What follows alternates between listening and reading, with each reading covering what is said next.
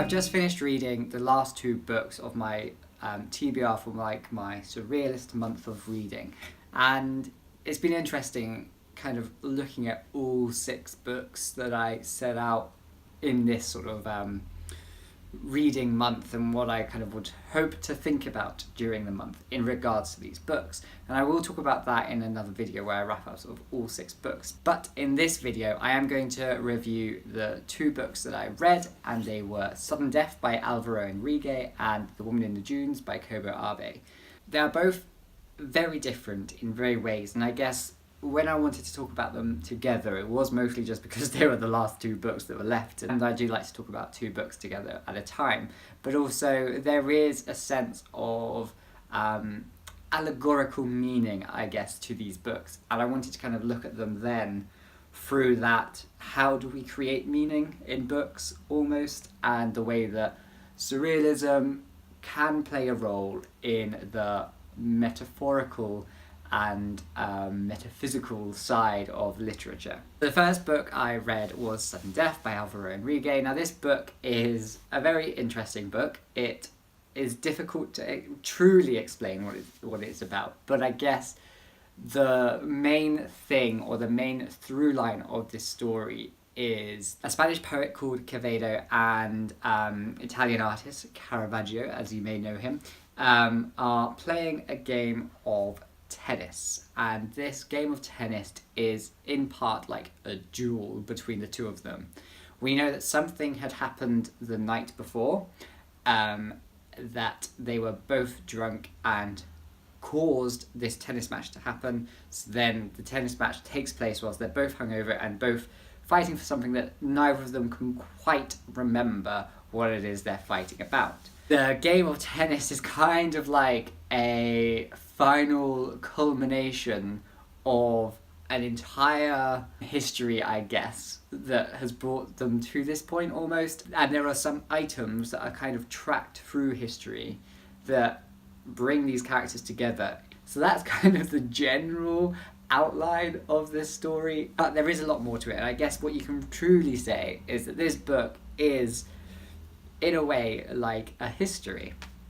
And it's not an accurate history at all, and I don't think Enrique ever tries to set out that. In fact, during the text many times, he makes it clear that it is fiction, and that what he's ultimately doing is he is finding moments in history where we don't know what happened, and he is kind of almost filling them in.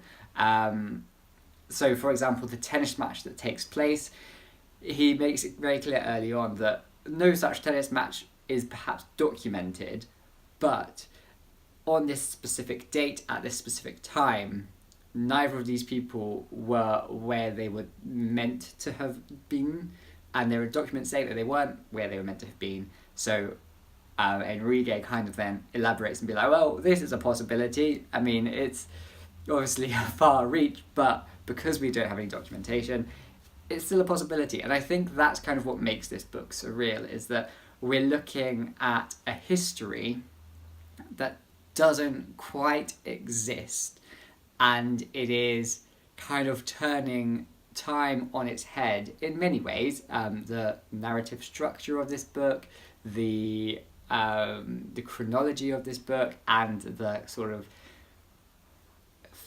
fake history, I guess, side of this book is always of him playing with this time and sense of time. So that in itself is kind of what challenges the reader's expectations. It kind of breaks down norms, but it also creates this sort of alternate history, which in itself becomes a lot more surreal, especially as when you compare it with Andre Breton's Nadia, this book, in a way, looks at coincidences that tie things together and brings people together and alters chronology and, messes with that temporality. I did enjoy this book, and I do think I probably would have enjoyed it more had I known part of the actual history of the of some of the events that were taking place. Just because there were times when I knew that things weren't real, but I also knew that some things were real, and sometimes it was hard for me to determine which was which. So sometimes I had to pause and Google things just to make sure they weren't real. And then sometimes I was surprised when things were real, and etc. etc. But there was a nice theme to this, which took a while to kind of show itself, but once it did show itself, I did kind of enjoy that. And there was a nice queer twist to this story, which I wasn't expecting, and yet kind of worked really well. But it was an enjoyable book, and I did give it 4 stars. I think had I just been a little bit more knowledgeable beforehand, it could have been a 5-star read. And then I read The Woman in the Dunes by Kobo. Now this book was kind of what I was expecting it to be, and I went into this book knowing that it wasn't going to wholly be like a surrealist text or a magical realist text, but I knew there was some sort of feature to it which to me sounded as if it could be read through a surrealist lens. This book follows a man who ends up at a village where the houses are almost half buried by sand. They're sort of in the dunes, and in a dark twist, he kind of inhabits this village. There is a lot more to it, but that's the basic plot line, and it's very sparse in its plot. There is literally just a point A and a point B, and you're going from one to the other. I really enjoyed the dark undertones to this book. I do feel like it was very tense and thrilling at points. I would say if you split this book into quarters, I would say that the 3rd quarter kind of really dragged and went off in a direction that was a little bit odd and a little bit unnecessary. Because I was really enjoying it, and then there was a moment in it where I was like, oh, I don't care about this stuff. The story itself is framed by these sort of newspaper clippings which create interesting sense to the story. It alters the reality that you've just read in some ways, both the beginning and both the ending. And for me, that was kind of an interesting part, which kind of relates to sudden death, in that we do have these tools for altering history and altering narratives and casting the reader's trust in the story. Hello. I think more than anything, this book does feel like a psychological thriller, in the fact that you are stuck in a man's head, and you're seeing his perspective, and there are twists where things that make complete sense in an exterior world that are really dark and twisted in a way that alters the reality. And I guess to some extent it's this sort of alteration of expectations, of simple mundane actions, and this kind of sense of the consciousness and the unconsciousness, which makes this book possibly surreal. But I appreciate that that's probably up for argumentation. I definitely did enjoy this book, and I think, again, had this book been a little bit shorter, I would have given it 5 stars, but I gave it 4 stars in the end, just because of that bit that dragged.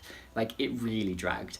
And I think just because of the way that you're stuck in the man's head creates this sense of stagnation in the novel, which to some extent makes sense, considering the stagnation of like the village itself, but then in other extents, as a reader's perspective, brings it down that little bit more. So I feel that this book is highly allegorical, and David Mitchell in the introduction to this book also said that Kobo's books are a lot more focused on the metaphor and the meaning as opposed to the plot.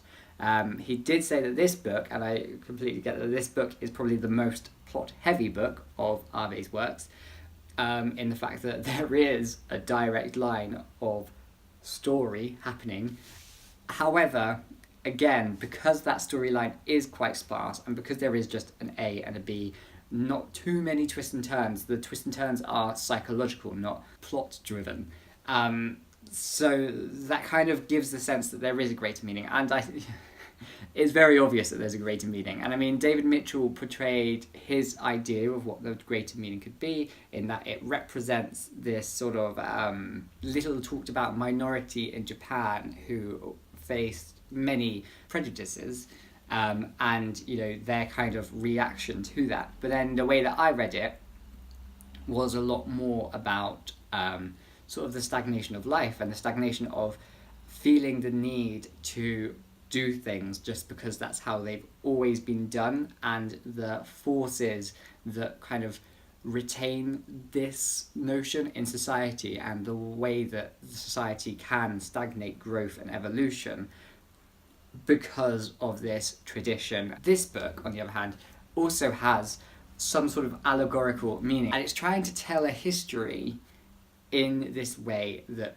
provides the reader with a greater insight. And I think, at one point throughout this book, there are moments when Enrigue sort of talks himself, and he's just like, oh, I'm writing this book. I don't really know what this book is about yet, but I'm writing it and we're seeing where it goes. And then there's another points where he talks about the names, and he's like, I'm not gonna make the names easy for you because these names aren't easy, and they come from a rich Aztec history that kind of would lose all its meaning if he made it easy for us. So there are moments like that where he himself becomes the narrator, or he himself just sits down and has a chat with you as the reader.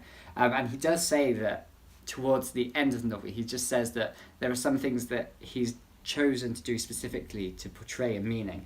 And I think this one's a little bit harder to understand what that meaning could be, because there is so many different things it could be, or there's so many different strands in which could create new and interesting meanings. And I'm not quite wholly sure I've kind of sussed out what my overall thoughts were on this book in regards to what it could mean and what it could represent. But there are, images and there are motifs and things which do provide a meaning, which does, of course, talk about the way that we view these histories today through the lens of like a post-colonial opinion, but then also the way that we inscribe our own meaning on history to suit the narratives that we want to say and things like that. And it is interesting, and I'm sure that that other people could disagree. And I think Enrigue himself not only critiques colonialism and the Spanish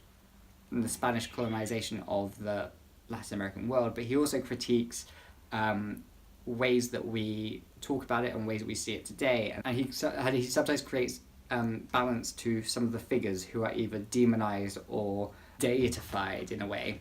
And he sort of kind of brings them back down to being people with motives, and that the good and bad is always a little bit grey rather than black and white.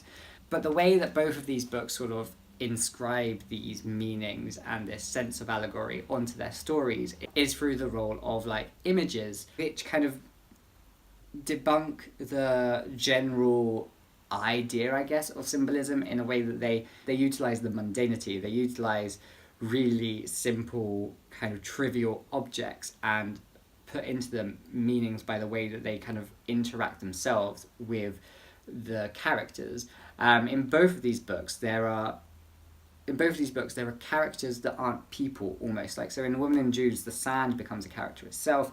In Sudden Death, we have this character of these tennis balls, but we also have this character of these feather woven materials that kind of create storylines themselves and create alternate meanings. You could almost see The Woman in the Dunes in painting form as a work by Salvador Dali.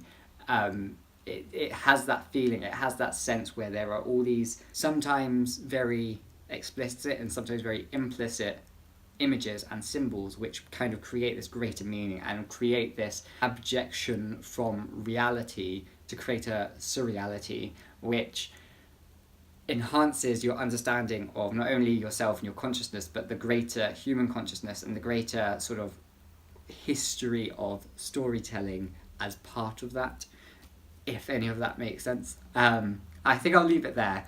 I will, of course, talk about all 6 books very briefly again in the next video and talk about what I've kind of learnt over these readings of this Surrealist month. But for the time being, that is that. And I'll see you next time with another video. Bye bye.